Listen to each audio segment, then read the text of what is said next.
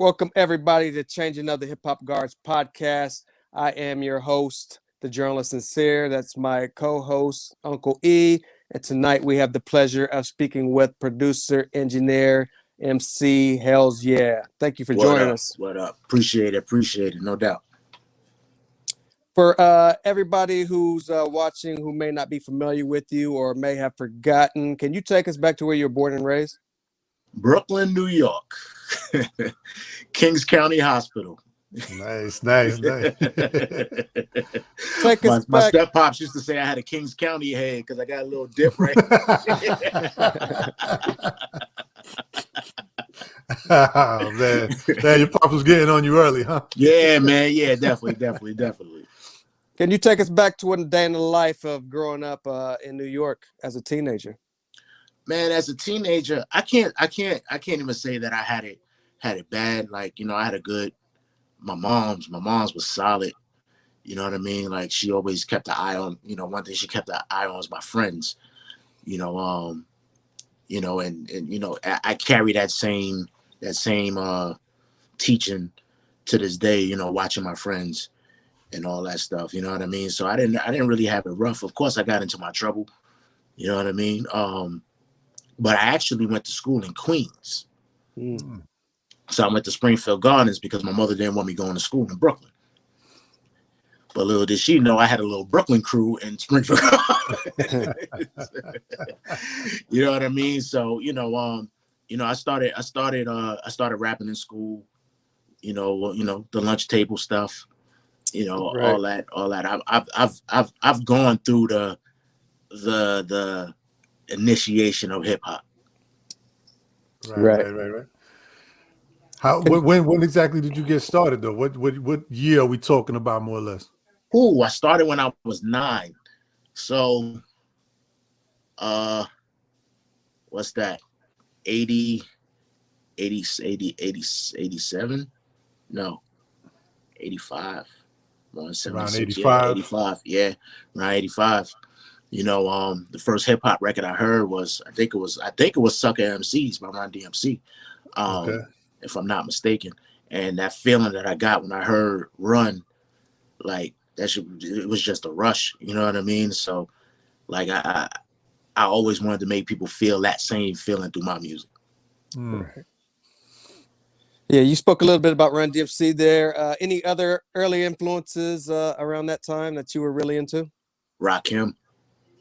Rakim was like, he was the God MC at the time. You know what I mean? So, even a lot of my lyrical structure back then was patterned after him. I didn't have nowhere near the knowledge he had, but I tried. You know what I mean? I tried. But even just the way his voice tone, his texture, all that. You know what I mean? I was always into artists who had heavy voices. So those are the artists that I, to this day I still kind of gravitate to. But yeah, it was Rakim, LL, definitely got to show LL love. Who else was there? Can't really say. I think it was just mainly those folks. Right. Kane, of course. I can forget Kane. Kane. Kane. We love the Kane. Godfather of Brooklyn. You know what I mean? Like, yeah. Definitely Kane. Okay. Before getting out there on your own, can you take us back to what the scenario was like in Brooklyn and Queens? What were you seeing firsthand as far as block parties, parties in general, school talent shows? What were you seeing earlier on? Oh yeah, definitely. Block parties. I used to perform at block parties. The block that I lived on had one of the popular block parties in the neighborhood. Oddly enough, but our block was the stretch of our block was like 5 blocks long, maybe 5 or 6 blocks. It was a not too well known street. It was called Warefield Street in Bushwick. But we had one of the most popular, block parties because we had a few chicks on our block. You know what I mean? So a lot of dudes used to come to the block, try to, of course, get our chicks on the block. Of course, I seen fights, I seen shootouts. You know what I mean? Like I seen more than I would like to have seen at Right, that right. time. You know what I mean? You know, a close friend of mine, he got killed, you know, over a chick, you know, shot in the head type of thing. You know Damn. what I mean? Like it's just things that, you know, we know, like growing up in the late 80s, early 90s. I mean, that's prime crack era right there. You know what I mean? So I saw all the hustlers. I saw the, you know, the drug addicts, the crackheads, and all that. And no, I didn't want to be that. You Right, know right. what I mean? Like, I mean, even the hustlers, I didn't want to be the hustler. I didn't want to be the hustler neither. You know what I mean? Like, you know, but of course, being in the community, you fall victim to that lifestyle for, you know, for however long you choose to be in that lifestyle. But I didn't want to go to jail. I didn't want to get killed. So, you know, I played basketball, mostly coming up. I played all through high school. I played in tournaments, traveling and all that stuff until I hurt my knee in my junior year in high school. You know, so it was like, let me hit the music. You know what I mean? Like it was from then on, from like 18 is when I just kind of, you know, took music seriously. Okay, but speaking on that, like taking it seriously though, but what exactly is it that, besides the fact of what happened to you, you know, with the basketball, but Right. what exactly was it that made you say, I want to pursue hip hop? Oh, I mean, because I've always felt like the Black American didn't have a culture. Okay. You know what I mean? Like Mhm. every other Black in this country had culture. You had Trinidadian culture, you got Jamaican culture, you had all these people had cultures, but the Black American didn't have a culture. Hip hop is our culture. You know what I mean? So that's why I gravitated to it so much, because I'm like, yo, this is something that I can personally take stake in. I could personally take ownership, a piece of ownership of, you know what I mean? And nobody can take it away from me. You Right. understand what I'm Right, saying? right. Yeah. You know, it's just like anybody else who has their culture. Like I used to, like in Brooklyn, we had the Labor Day parade, and you see all these freaking people with cultures. You know what I mean? And the love and the joy and the camaraderie amongst each other. You know what I mean? Like that's what hip hop is for me. So that's why I had to be hip hop. Like I can't sing, you know what I mean? I couldn't do reggae, right. I couldn't DJ, you know what I mean? Like, so it was like, yo, I'm always been good with words. I've always been able to articulate, you know. So that's where I, you know, my journey, my path was the MCing. Got you. So you spoke. And that's You're why, to answer speaking. your question, I hope I answered your question. I hate going on stage Yeah. and not answering questions. No. Yeah, That's you know what fine. I mean? Listen. But yeah, it was definitely it being the culture. You know what I mean? My culture. Right. So you speaking about hip hop as a culture. At what point though did you realize that hip hop was a culture? Like, because the reason why I'm asking, we recently had a guest on, and you know, there's a question I'm gonna ask you a little bit later, but Okay. he said that hip hop as a culture was, what did he say? I think he said 25 years ago. I think he said if you the go first 25. the first 25 years, he considers hip hop to be as a culture. So he's saying it's from 73 to 98. Okay. Around 98, he considers that as a I guess it was still being looked at as a culture. I think, you know, what he's trying to say, Okay. that now it's a little more commercialized. It might not be looked at so much as an actual culture. So, you know, I'm just interested to know, at what point in time did you say that you feel like, yeah, hip hop is an actual culture, and why? Like, what is it about hip hop that made it feel like a culture? You know, once again, it goes back to those things of seeing how other people celebrated their cultures. I can't pinpoint exactly when I say, oh shit, hip hop is a culture. You know what I mean? Like, probably more in my older years. Right. I'm gonna say that the reason why I gravitated to it, because it was a culture. Okay. You know what I mean? So like, Yeah. but having that intelligence to say at that when I was younger, to say, hey, this is my culture. Nah, I don't think Too young. it definitely wasn't that. You know what I mean? It was just something like, yo, we all kind of was like a crew of us who rapped and stuff like that. So, you know, it's kind of what we did. We used to travel and battle and, you know what I mean? Like walk the different blocks and battle folks and stuff like that. So it was a sport actually. And I think that's why going from basketball into hip hop was at that age was like kind of the best option for me because hip hop was a sport. Right. You know what I mean? But as my older years, like, yeah, hip hop is definitely culture. Do you still feel like that right now? Absolutely. Culture. So the reason why I'm asking, because I feel the same way, right? And when I speak about hip hop, because I come from, you know, early on, you know, I was like 10 years old in 83, whatever. So like, I still think of hip hop as a culture. Right. And when I speak to certain people and they say, yeah, hip hop this and hip hop that, I'm thinking everything. Like, I'm not just thinking music. You know what I mean? Like when you talk to me and you say hip hop, I'm thinking the breaking, the graph, the fashion, the talk, the slang. I'm talking about the whole package. And then but when you're talking to them, they're just like, yeah, I'm just talking, you know, they just focus more on the music. Yeah. So I'm like, but what are you talking about as far as culture then? You see what I mean? So that's why I'm just kind of asking you I'm just trying to pick your brain a little bit. And I also want to ask you, because I see you have like the Ankh on. So, you know, what's a little bit of your bag? You 5% or? This journey is long, brother. We're here for it, man. We're here for it. Yeah, it's part of the culture. Yeah, exactly. The knowledge. Right. You know, so you know, as a lot of us, you know, we grow up in a household where, you know, my mother wasn't like a strict church person, you know what I mean? Like, so I wasn't like heavy into Christianity. I had family members, like had a cousin who played organ in the church. So we used to go to church for that and stuff like that. But I was never heavy into the Bible or the church and things of that nature. But I used to have a bad temper. And my mother said I needed to do something about it, you know, so I became Muslim. Okay. Ansar? Huh? Ansar?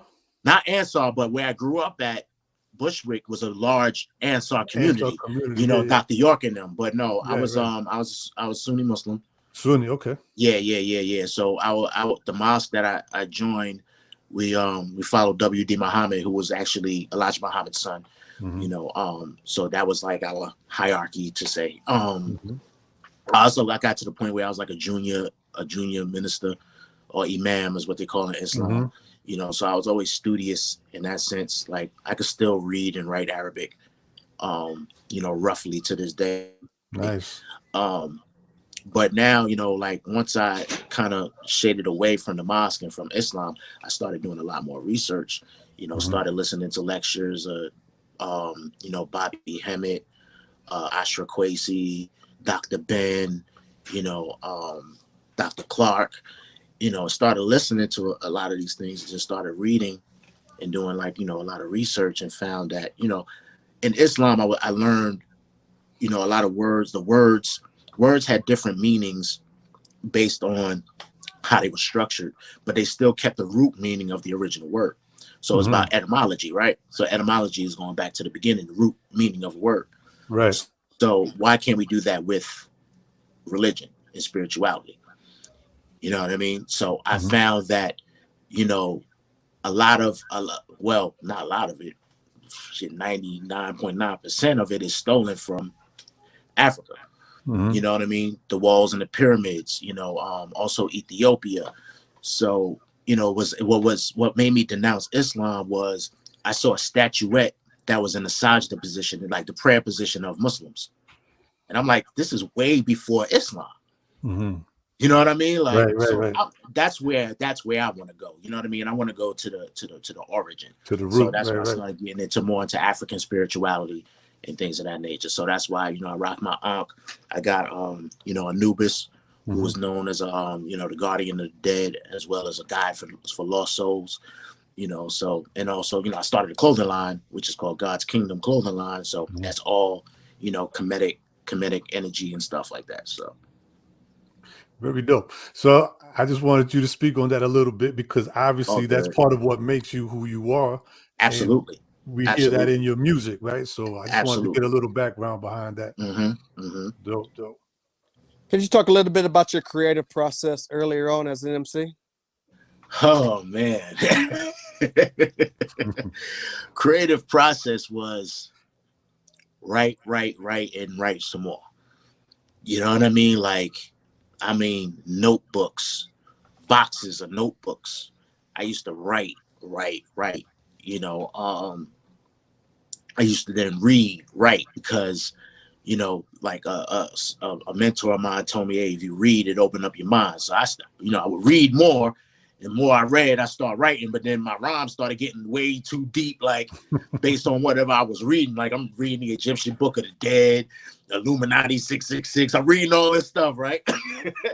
So it's all coming out in the lyrics. People are just like, yo, chill. You know what I mean? Like, so yeah, but I used to just write, man, like anywhere on the train. You know, the J train, the L train. I used to be on to go home from school. You know, I freestyled a little bit. I wasn't too good at like off the dome, what they call, you know, off the dome. Like I was never really good with that. So I would just write, memorize, and then when I got in the cipher, you know, spit it out. But when I was 9, though, like 9, 10. And I told him this when I met him. So Lord Finesse, I forgot Lord Finesse was a big influence on me too. Okay. Lord Finesse, nobody really knew him, right? At the time. So I would take like the first 4 bars of his verses and then continue on from there with my own bars. You know what I mean? So okay. yeah, like so that was definitely taboo in hip hop, right? Yeah, we had somebody else that said something similar. I forgot who it was, but we had a different guest that said he did the same. Yeah, that's what I used to do. You know, and when I met him, I told him, he just started laughing. Like, you know, it was funny to me. You know what I mean? But yeah, that's how I started. You know, with the whole writing process. But you know, yeah, it was just continuously writing, man, like nonstop writing. You know, it's like they say you don't do something unless you do it. You can't say that you do something unless you do it. So I just wrote. Right. Were you no, part of? Go ahead. Were you a part of any groups earlier on, or did you pursue the solo path? Nah, I was part of a few groups. I was a 2-man duo with my boy, this dude named Adam Baum, who I grew up with. We used to call ourselves the 76ers because we was both born in 76. And then I actually got down with DR Period and Smooth Hustler. Oh, so yeah, okay. that was like my first like entry into like recording, you know, and being around like people who were actually really doing it. You know what I mean? Right. So yeah, like that's family right there. Smooth, Trigger, DV Elias Christ. Like me and DV Elias Christ still talk to this day. We've done a few songs together, you know. So that was like the collective I was part of while I was with the 76ers. You know what I mean?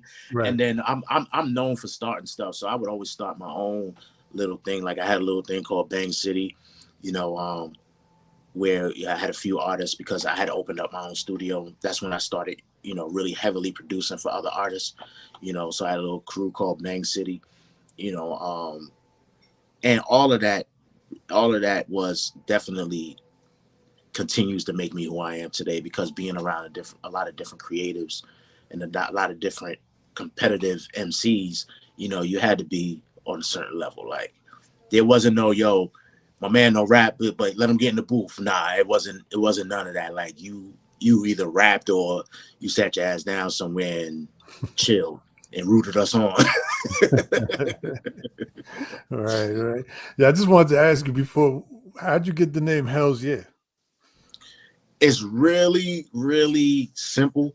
I used to have a name. My name used to be Knox. Well, Equinox. Like folks from when I was down with DR Period. DR Period's brother gave me that name, Equinox. Yeah, Equinox. Because it was like a movie he had just seen, and they where Equinox is kind of the same amount of day as the same amount of night, and he made some kind of correlation to that to me. I don't know how. Yeah. Did you record? Did you do anything under that name? Like Equinox? I did. You did, right? I did a song with Craig G called "Lean to the Side." Yeah, Okay. it was me and Craig G. Yeah, and Because asked.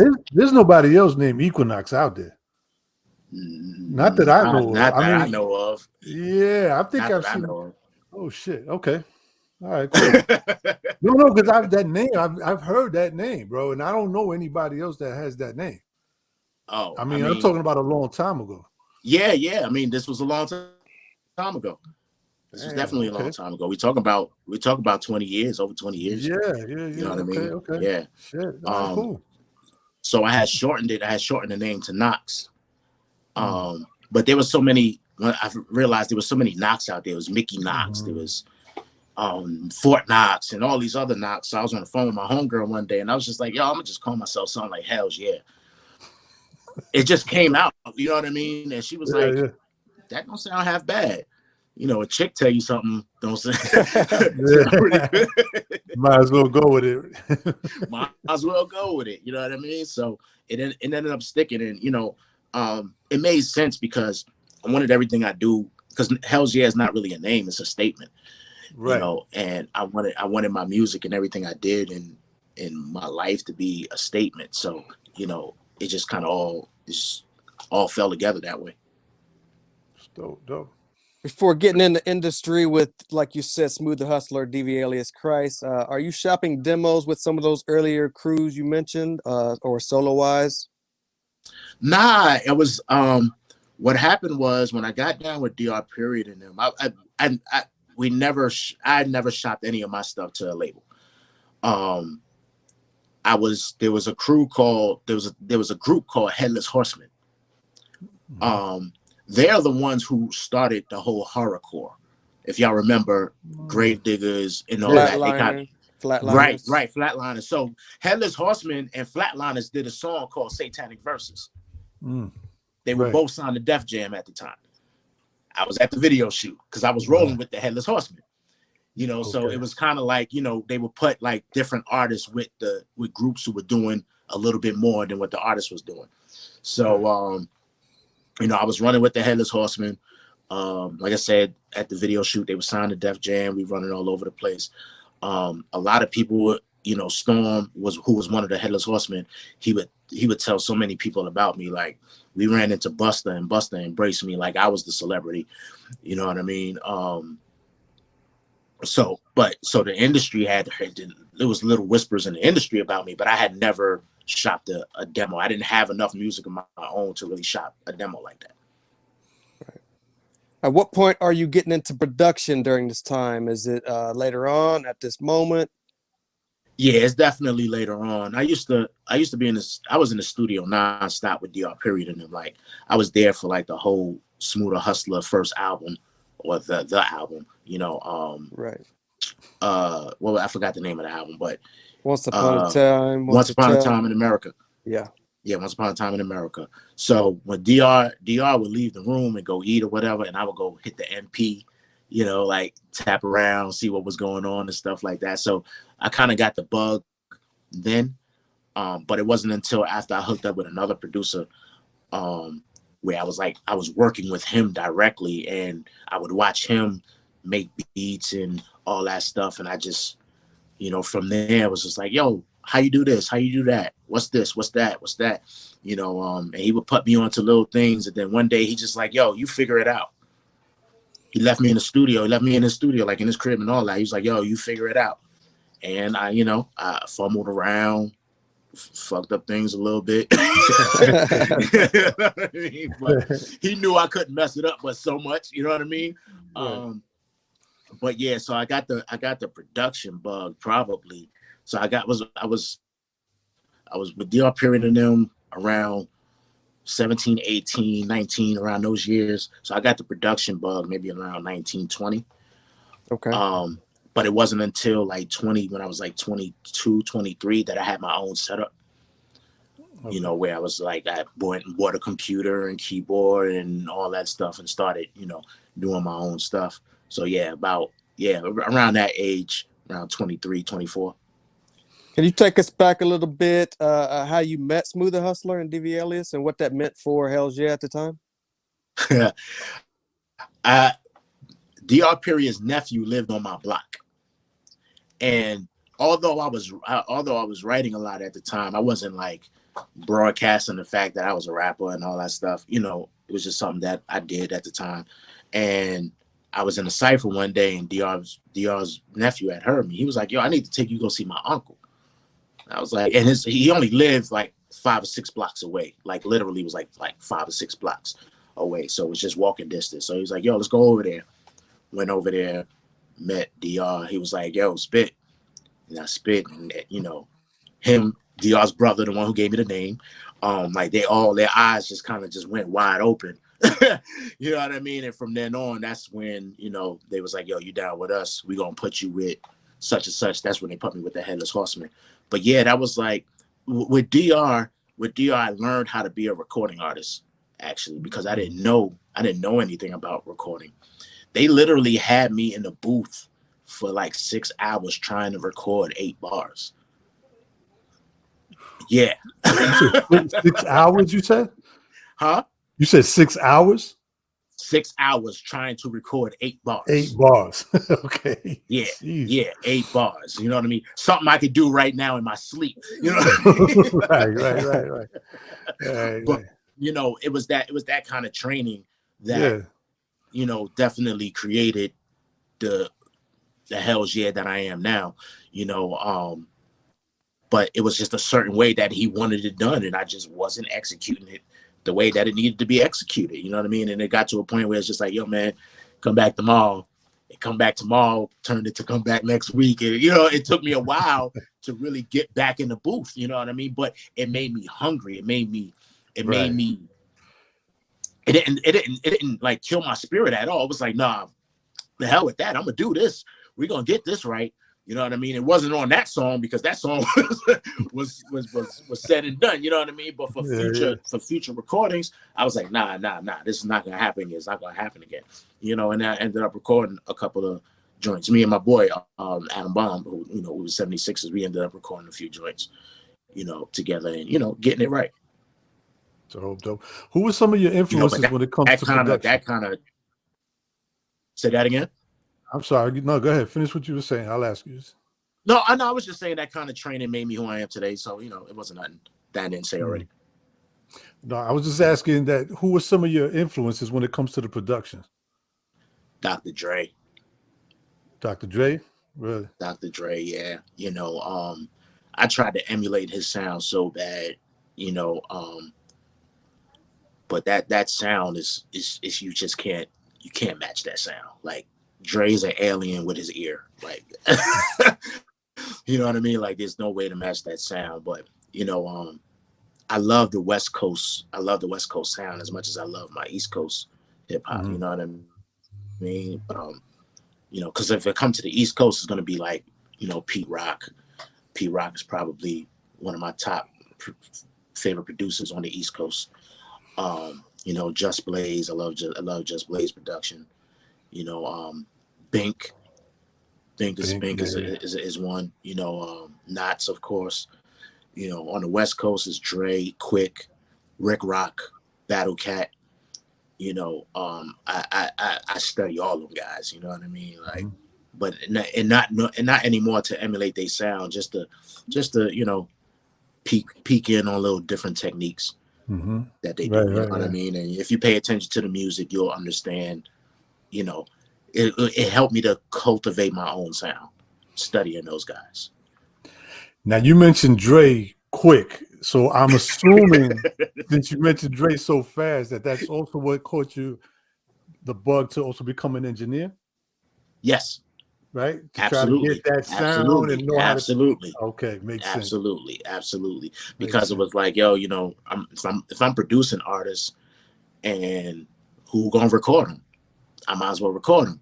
If I'm making the beats, I might as well mix the beats. You know what I mean? So I dived into learning how to engineer, mix, and, you know, where to place sounds, where properly place sounds, sonics, studying frequencies.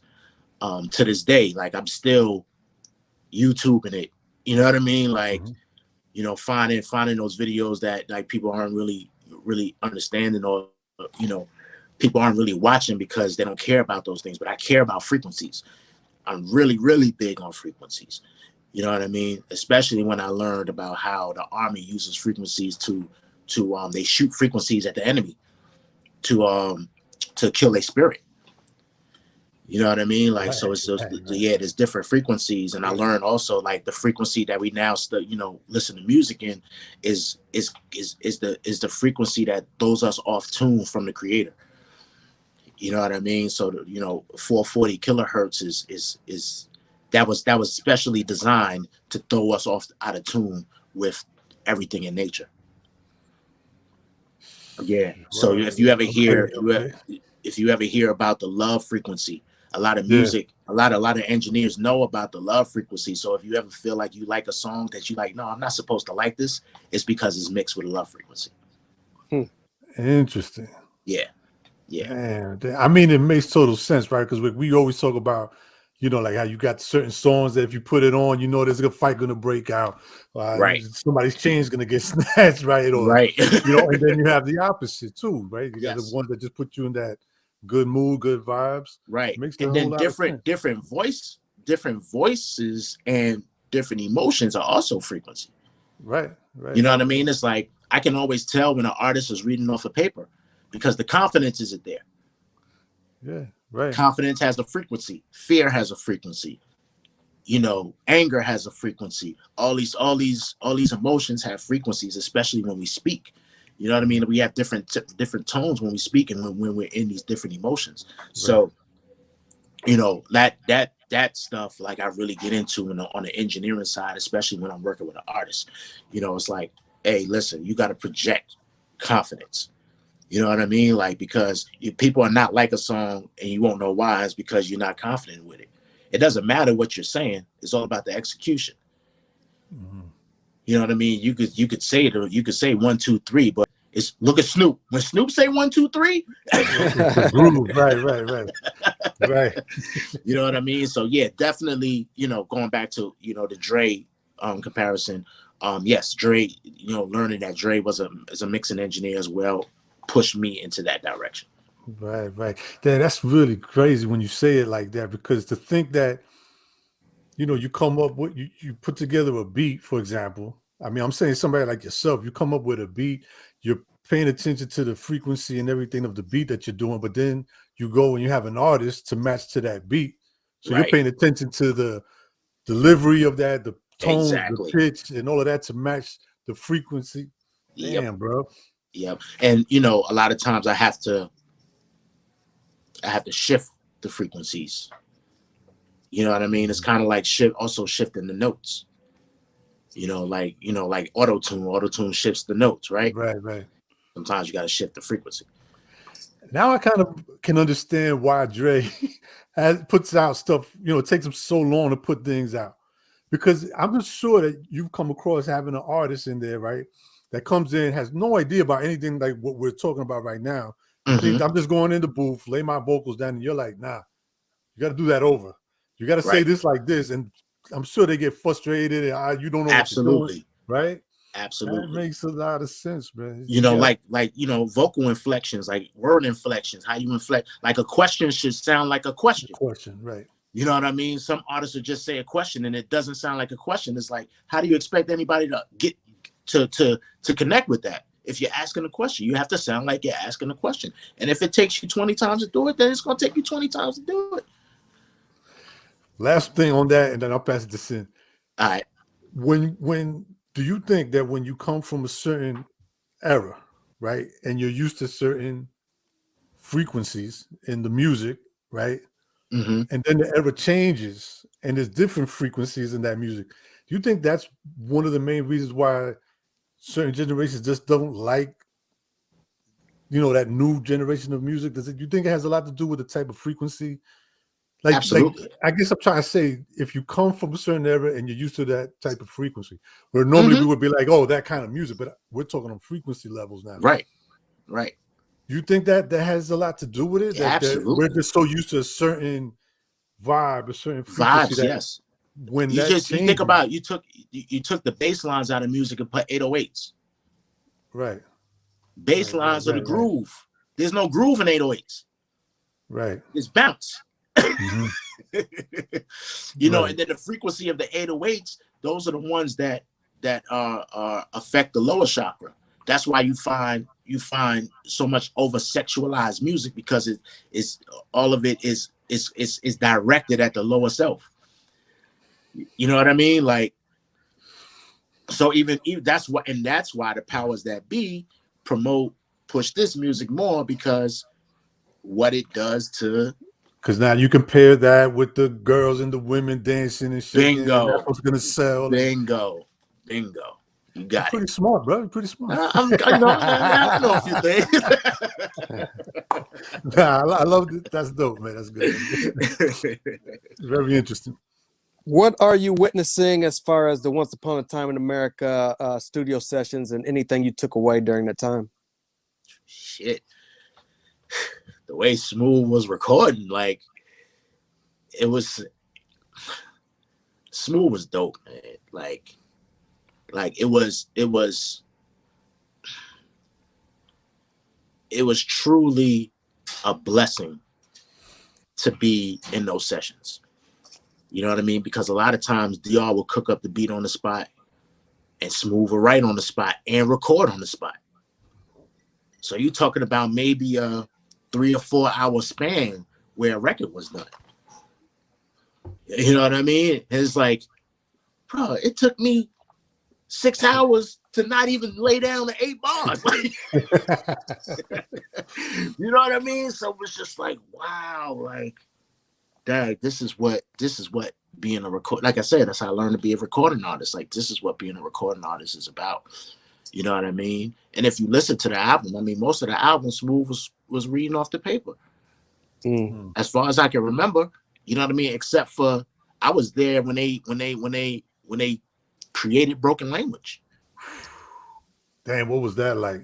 That style, like, so they had, when they introduced it to us, funny shit, right? So we outside, we in the driveway, the ice cream truck is out or whatever. Like, funniest visual ever. Like, Smooth, DV, Alias Christ, Trigger. So we with ciphers would just start up, like, because you got all these mega talented MCs, right? So ciphers would just start up. So Trigger has got an ice cream cone and a blunt. He got an ice cream cone in one hand, a blunt. And him and Trigger are going back and forth freestyling Broken Language. Wow. Like, this is all off the head. Like, this is not like freestyle written already. This is all off the head. So it was just like, what the hell are y'all doing? Type of thing. You know what I mean? It was like, it was ill at the same time, but shit was strange. So it's like, yo, y'all just keep saying the.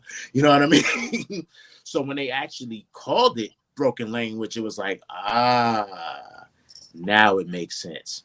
You know what I mean? And it was just, the whole hype around it, but the whole hood was just like going bonkers over Broken Language. I don't know if y'all remember the video. I was in the video too. The video, like, everybody was out. The whole Brownsville was out in the video. And I think actually one of the locations got shut down, and we had to go to the school that we was at. Like, you see the fence and stuff like that. Yeah, it was crazy. It was crazy. Wow. So when they actually recorded it, was it similar to what you heard when they were outside just going back and forth? It was damn near the exact way. Wow. Yeah. Man, that's crazy. So, like, hearing it to a beat, because they was freestyling outside. Right. So now hearing it to a beat, and that beat. The beat was hard. Beat is bananas. Yeah. You know what I mean? So putting that style of rap on that beat was just like, oh my goodness. Right. You mentioned those two guys, DV and Smooth, being your entry into the industry. Mm-hmm. Take us back to your big break. Ooh, big break. I don't even think I've had my big break, to be honest with you. I'm still looking for that big break, or still manifesting that big break. You know what I mean? I think the creator, the universe, or whatever, designed it in a way where I wasn't supposed to have a break at an early age. You know, because I mean, I consider myself an elite lyricist at this point. You know, who hasn't fallen off at the age that I'm at. I'm 46 next month.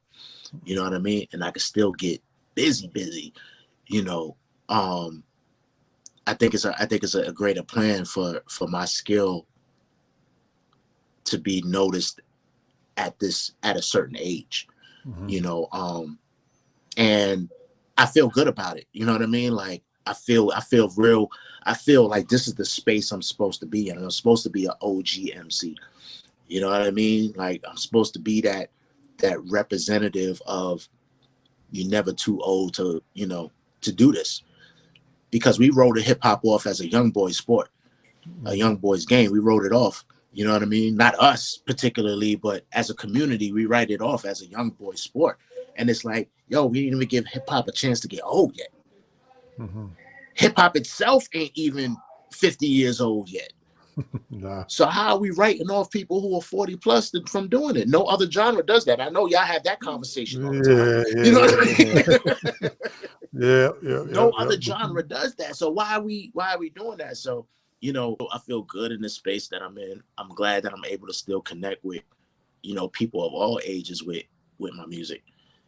You know what I mean? Like I've had plenty of people come up or, you know, hit me up on, you know, social media and say, hey, you know, that verse you spit, yo, that connected with me. I felt that same way. You know what I mean? Because I do talk about some personal experiences on my last album, you know, having thoughts of suicide and, you know, things of that nature, being in those dark places. But I had to go through that to be where I am today, to be a representative for those people who don't have a voice. Okay. So just kind of touching on what you're saying right now, have you ever thought about what your main goal is to accomplish with your music? Like, I mean, where is it that you really want to see yourself, or what position would you like to see yourself in as far as when it comes to hip hop? I definitely want to be an OG, you know what I mean? Right. I definitely want to be inspiration, you know, and not only for the age part of it, but just for the talent part of it. You know what I mean? Because there's so many of us who have like this amazing talent, but we feel like, yo, because of all the bullshit that's out there, I'm not gonna get seen or I'm not gonna get noticed. And it's like, man, forget all that. Yo, make your way, make yourself noticed. You know what I mean? It's like I eliminated being humble from my category. I don't believe in being from my vocabulary. I'm sorry. I don't believe in being humble. I don't believe in lessening myself to make other people feel comfortable. You know what I mean? Because how can I inspire anybody that way? Right. You know what I mean? Like if you feel like I'm on the same level on you, what do you have to aspire to? True. You know what I mean? Like, so like I'm all about being great. I'm all about telling other people to be great. You know what I mean? And be unapologetically great at whatever it is you do. It don't matter. It don't gotta be rap. It could be whatever you pursuing, being a lawyer. You know, I tell my daughter she wants to be a veterinarian. Like, yo, you gotta be the best veterinarian there ever was. You know what I mean? Like, it don't make sense doing anything to be anything less than great.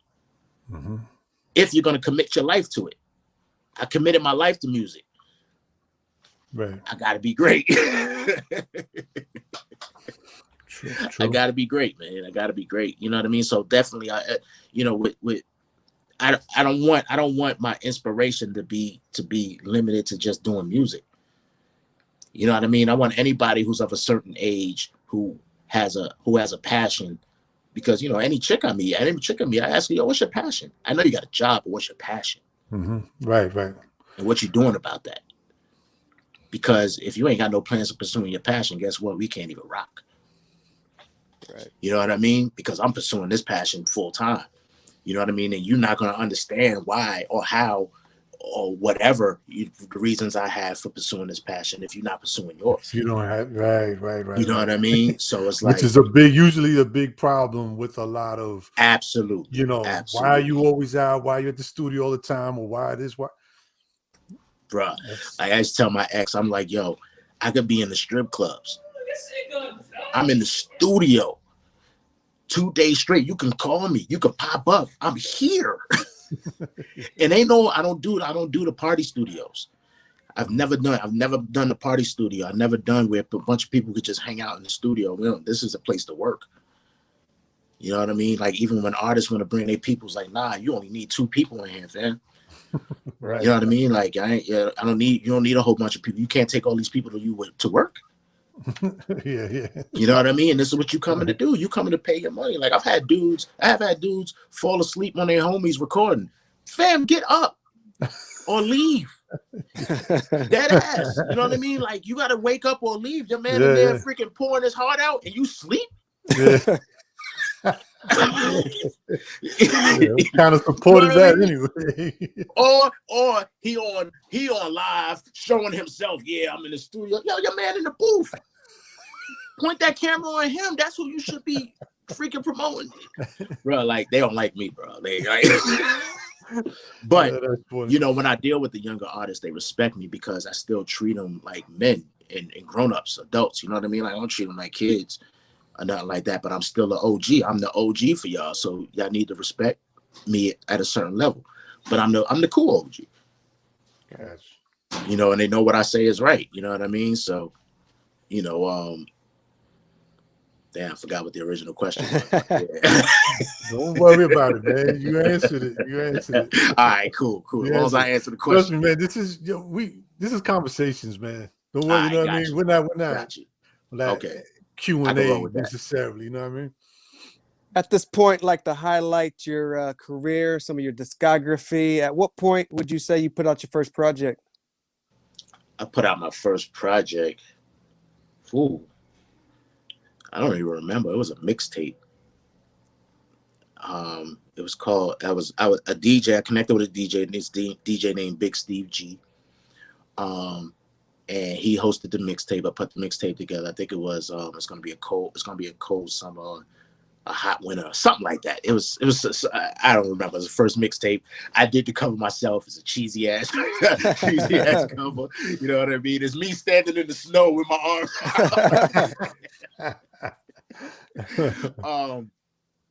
But I'd rather go. Let's go to the highlight. The highlight of my career to date is producing a tribute song for Sean Price for Rock.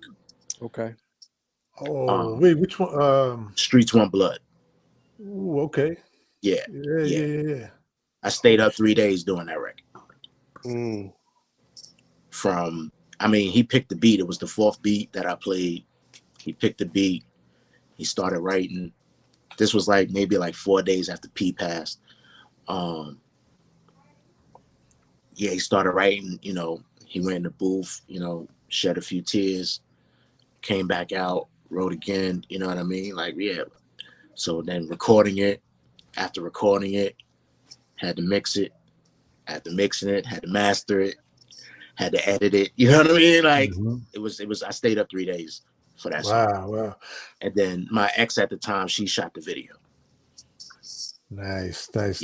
How did that come about as far as you and Rock linking up for that particular song?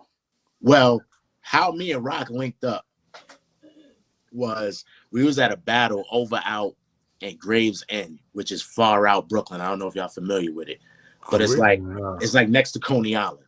It's like the end of Brooklyn. You know what I mean? Right. But it's an area called Gravesend. To give you an example, it's like we was on Avenue X. Out of all the alphabet, we were on Avenue X. Jeez. Yeah, that's out there because I haven't heard of it. Yeah. So Rock didn't have a ride back to our side of town. So, he was standing outside. I was like, yo, you need a ride? I had a I had a Nissan Sentra, little Nissan Sentra. You know, Rock is like 6'5". You know? So I was like, yo, man, come on. I'm going that way. So we kind of connected from there. You know what I mean? And we had Dibble and Dabble. Like we did a freestyle together. I produced a few other joints for him or whatever. So we were working. We were already had a working relationship. But then P died. You know what I mean? And it was just like, I got the call, my phone ringing off the hook or whatever. I didn't want to even bother him. Like, calling him was like not gonna happen. So I just waited it out. I knew he was gonna call me because I knew something musically had to happen. You know what I mean? And it wasn't gonna be anybody who could call because I was the only one who really had the resources to get in the studio right away because I had a studio.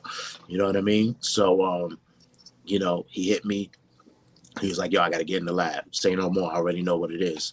And when he came, he was like, yo, I don't want no sappy shit or none of that, whatever the case may be. So I had a few beats. And with the fourth one was the Streets Want Blood beat. Funny thing is, Ron Browse tried to remix it and it didn't work. Tried to remix it? Yeah, he tried to remix it. It didn't. Yeah, I was gonna say I don't even know what it wasn't it. Yeah, but if y'all listen to Streets Want Blood, that's I did that joint. All right. Was that actually landed on Rock's last project? Yeah. Right? Yeah. Yeah. Yep. Oh shit! I didn't know that was you, man. Damn, I probably your name is on that, right? On the. It should be, unless they use the Ron Browse version. They might, because they thought. What funny is the label, whoever he was doing the album through, I don't know who it was, but they ended up contacting me and they wanted the sample information, and I was like, "There's no samples. I played everything." Yeah. You know what I mean? And he was like, "Huh?" He was like, "You sure there's no samples?" I'm like, "I'm absolutely sure there's no samples. I played every last instrument on that song." He was like, "Oh." Then he ended up like sending me some bread because I never got paid for any of it. You know what I mean? I wasn't looking to get paid. You know what I mean? It was a record for the big homie. You know what I mean? Like, right. I wasn't looking for no money out of that or whatever. But he ended up shooting me some bread, especially when I said there was no samples. He was just like, "Oh, shot me some dough, whatever the case may be," because he also needed stems. So he wasn't getting the stems when I was, right. You know what I mean? So damn, that's dope, man. Yeah. Wow. Crazy. Like to this day, like that's, even though I've worked with a few other folks, like that's probably my highlight. Can you speak on some of the other artists you work with? I believe Crazy Drazy, Half a Dos Effects, Graph, any Graph, others? Sauce Money. Did some work with Sauce Money. I don't know if y'all remember R&B artist named Ray Lavender. Yeah. Yeah, and that happened when I got down to Atlanta. I just recently worked with Nivea. Okay. Oh, wow. Yeah. Okay. Yeah. Just we did some engineering work. I did some engineering work with her, recording her. That's now, when I tell you, that is a workhorse right there. Nivea. Yeah. Yo, Nivea don't play, B. Like, and I mean, and I'm not don't play like she's like a fun loving person, whatever. But when she's in that booth, she's in the booth the entire time. She doesn't come out. Wow. She don't come out to hear shit. She's like nothing. Keep going. 4 hours straight. I'm not even exaggerating. 4 hours straight in the booth. Crazy. Won't move. You know what I mean? Like, yeah, crazy. I mean, but she comes from, look where she come from. She worked with Dream, R. Kelly. You know what I mean? Like, you know what I mean? Like, she has a history. You know what I mean? But yeah, that was definitely fun. Definitely fun working with her. And she hits me up from time to time to get in the studio. But speaking of crazy, man, you got how was it working with Crazy Drazy? That shit was fun too. Like, I mean, I can't see that guy being. I don't think is he ever serious? Yeah, he actually is. He He definitely is. I mean, he's a funny dude. You know what I mean? But he's definitely, how he and I connected was through my DJ Unique. DJ Unique had saw a post that he put up that he was looking for producers. So I hit him up. I was like, "Yo, what's your email? Whatever the case may be." And I'm not a guy who's gonna send you 10 beats. I'm gonna send you 2 or 3. You know what I mean? Like, if you don't like nothing from the first 2 or 3, I ain't got nothing for you, to be honest with you. You know what I mean? So when I sent him the 2 or 3, he was like, yo, I like these. Send me some more. So I think I sent him another 2. Now I'm spoon feeding them now. You know what I mean? Like, I'm slow playing the game. You know what I mean? So, making a long story short, we ended up doing like a 10-song project. Wow. That Okay. I'm still sitting on, and I'm like, what you want to do? Because it's not really dated material. You know, he's not doing the Iggity style or whatever. He's just straight, you know, rapping or whatever. So somebody So had that's recent. That was talk about maybe like 7-8 years ago. Oh wow. Okay. Yeah. So I've been trying to get at him so we could do it maybe as an NFT. You know what I mean? So I'm like, you just need to call me back, bro. I ain't gonna chase you down, but just call me back, bro. But he's a good dude, like solid dude. You know what I mean? But a person who's tainted by the industry. Right. You know what I mean? Like a lot of those artists are. They're just tainted material. You know what I mean? Tainted human beings. That's crazy. Yeah, it's hard to watch. As a fan, yeah. Like Rock right now is doing podcasts. You know how much that hurts me? That hurts me, you know what I mean? Like to me, like right now, like podcasts are like a graveyard for rappers. You know what I mean? Right, like, right. Thank God we're not rappers, Sim. Yeah. Like my cousin, I don't know if y'all know my cousin, Doggy Diamonds. Yeah. Oh yeah. That's your cousin. Yeah. I didn't know that was your cousin though. Yeah, Dog is my cousin. He does the podcast thing, but that's his thing. Yeah. That's his thing. Yeah. You know what I mean? That's his thing. But Nori. Right. And I just mentioned that, I think yesterday about Nori. Gilly the Kid. Yeah. You know what I mean? Like yeah. all these guys who are freaking Math Hoffa, he's doing some kind of podcast too. You know what I mean? Like all these talented, artists, and it's like, yo, you're not doing the artist thing. So I don't want to. I've never watched any of those podcasts. Nah. I mean, Drink Champs, yeah, of course. You know what I mean? I gotta watch Drink Champs. You know what I mean? It's big shit. And like I said, my cousin's stuff. But outside of that, I don't watch none of these guys. But I want to see y'all rap. I want to see y'all. Right. You know what I mean? So. Yeah, Rock. I think out of all the ones that you mentioned, I mean, I've always been a Nori fan, and sometimes I wish he would kind of give us something, that of what we loved of Nori. Right. But I think out of all the ones you mentioned, Rock is the one, because I've always liked Rock. I've always liked Sean Price too, of course, but I always something about Rock's voice and his character. I've always been a fan, and I'm just like, yo, can you keep putting out some music, man? Like, Rock to me is like the equivalent to Method Man, but just a better lyricist, right? If you look at Method Man, everything works together with Method Man. Mm-hmm. His voice, his look, how he moves, his flow, all that is synergy right there. Mm-hmm. There is no other artist out there who's like a Method Man where all those things come together that way. Right. You know what I mean? Like, it's funny you say that. Rock does remind me of that.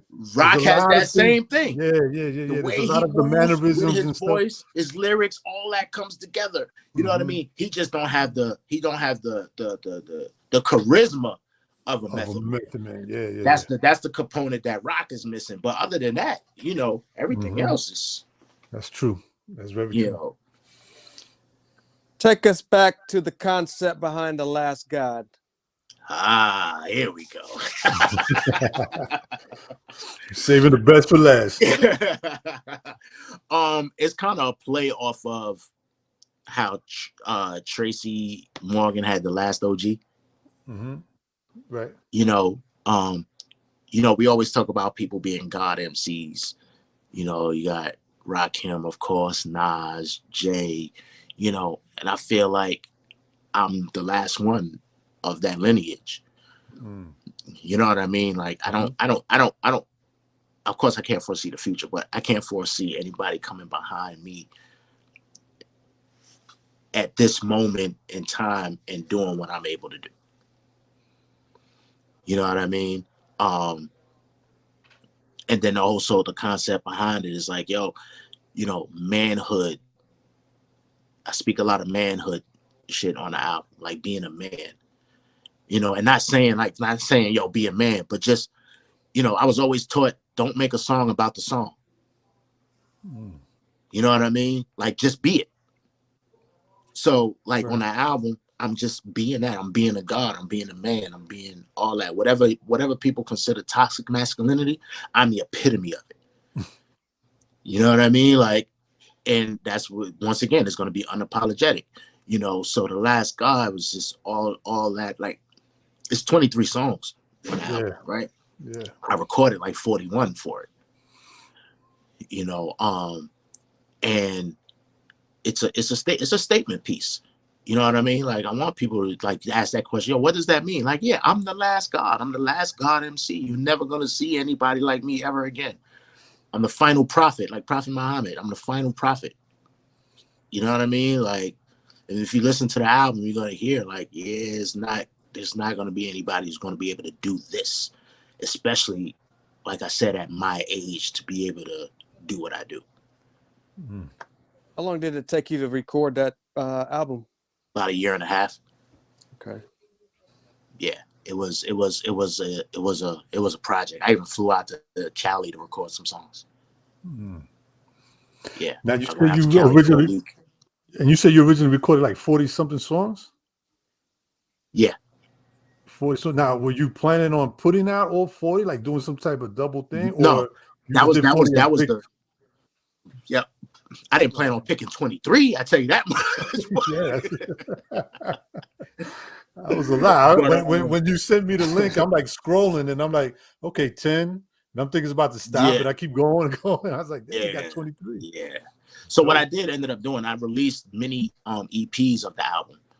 I broke down the album into sections of different concepts. So one is bar work, one is OGism. You know what I mean? Like, so it's different. So it make it a little bit more palatable for people. Because 23 songs is a lot to consume, especially a lot of information that I'm talking about on there. It's a lot. Right. Yeah. And the way people are consuming music these days. Right. Right. But it's been my most successful album to date. Okay. Any features on there? I have a few female features. One artist that I work with, her name is Jaya. She's on 2 songs. Then Key Turner, I don't know if y'all know Key Turner. Key Turner's on a single, actually encore, with another female named Coco Jones. Yeah, I want to ask you about Coco Jones. Yeah. Who is she? So on the she's a singer. She's out here. She's not from here, but she's out here in Atlanta. Both of them, Key Turner and Coco, are out here in Atlanta. We didn't do the song together. That particular record. What ended up happening is I hit Coco Jones first to do the hook. She took too long. So I hit up Key Turner, told Key Turner to put a verse on it and do, we wrote the hook over the phone. Me and Key Turner wrote the hook over the phone. Okay. So like the day after Key Turner sends me her version, Coco Jones sends me her hook. Okay. So I ended up putting the 2 hooks together. I ended up putting the 2 hooks together because it worked. Yeah, okay. That's you know what cool. I mean? Yeah. And I just finished mixing and mastering the whole project for Coco Jones though. Key Turner's the girl. The Key Turner's the one that's rhyming. Yes, Key Turner's the one that's rhyming. Yeah. Okay. So she's fired, bro. She bodied me on the song, B. Yeah, I don't want to say that, but yeah. Yes, she kind of did. Party and I said it. Yo, she bodied me on the song, but I got 22 other songs to get busy on. I'm not concerned about getting bodied on my song. Nah, she's dope though. She's dope. Nah, yeah, she's super dope MC. So far, what kind of reception have you been getting for this project? Oh, the reception's been great, man. Like the feedback and all that. Like it ended up, some of the songs all together ended up on like 116 playlists. you know, Spotify playlists and stuff. And then I got people, like I said, who hit me on social media who have their favorite joints and stuff like that. So I'm really happy. The only thing I'm disappointed about is the visuals, not having the visuals that I wanted, because I wanted a particular type of way, and it just couldn't get done. You know what I mean? Not saying that it can't get done in the near future, but as of right now, the visuals, and I'm not going to do the visuals unless I get them done that way. Mm-hmm. Right. For all of our viewers who are looking for this particular project, where can they find it at? Everywhere. Type it in TikTok if you want. It's there. Whatever you listen to music on, Apple Music, Tidal, you know, shout out to my distribution company, Alpha Pup. You know what I mean? They take real good care of the kid. You know, yeah, so it's on everything. It's not anything you can't find it on. After The Last God does his thing, what can we expect in the future from Hellz? Yeah. I'm doing an EP with a producer named Southern Saw. So we about 4 songs deep on that. You know, so I'm just waiting on him to send me some more beats. And then I'm gonna do a Dr. Dre type album, do a Chronic type album. So The one that doesn't ever come out, you mean? Or no, that's Detox. I'm talking about Chronic. oh, right. Detox. Yeah, Right, we're gonna do Chronic. We're gonna do a Chronic type. I'm gonna produce the whole thing. And I have the relationships now where I can call, you know, particular artists to, you know, do what I need them to do. Cool. You know, so it's gonna have that vibe where, you know, I'm not rapping on everything, and you know, it's just gonna be like a nice, dope album, you know, compilation type album. So, got one last question before we get out of here, Uncle Yes, E. sir. Yeah, we kind of touched on it a little early on, but hip hop will be turning 50 pretty soon. Right. What are your thoughts and takes on that? I mean, I think it's a great accomplishment for us to be here talking about it and be able to talk to each other about it after almost 50 years, you know, and it's still going strong. I think it's a perfect time for a lot of artists to come out of the shadows and come out of the woods and start putting out some music. Right. You know what I mean? I set up kind of programs for artists to put out music through me, you know, with my distribution, with me producing the record and recording it and mixing and mastering it, because I need more of our music to come out. I need more of our brand of music to come out. You know, we getting our ass kicked by the trap artists. I mean, like, we getting washed. Yeah. Because these guys are putting out freaking albums every other week. You know what I mean? Like, we're holding on to our stuff like, oh, I don't want to put it out. I don't want to wait for the right time. No, man, just put it out. You gotta put it into the atmosphere. You gotta put it into the ecosystem. You know what I mean? Like, so that you can start moving on to the next thing, and also help other artists to start putting their music out and feel good about putting their music out. Because everybody's scared to put music out because they feel like, oh, it's not the right time. When there is no more right time. Right. You just got to put it out. Right. You know what I mean? So hip hop being 50, those of us who grew up on a particular brand of hip hop, a particular energy of hip hop, and who still continue to make that kind of hip hop, need to put out the music. Agreed. One of my favorite, whether you're 40, 50, even 60, I don't care. If you could still do it, put the music out. Right. I was going to say, one of my favorite quotes related to what you're saying right now comes from Jazzy Jeff. I don't know if you heard him say one time, he said that to die empty. He was like, man, just die empty. He's like, put whatever you have, put it out there. He's like, give some away, sell some or whatever, but die empty. Mm-hmm. To me, that's like the dope, because it fits for everything, really. You know what I mean? Anything you're doing, not just music, producing, you know, music, but it could also just be your health. You know, like, go all out, man. What are you waiting for to get started? Go all out. You ain't gonna get out of life alive. Right. We're not gonna get out of this alive. Right. We're all done deal at some point. Yeah. But, you know, to go along with your quote, like, another quote that I kind of resonate with is that the wealthiest place is the graveyard. because it's full of ideas that never materialized. That's a good one. It's full of dreams that never materialized. That's a good one.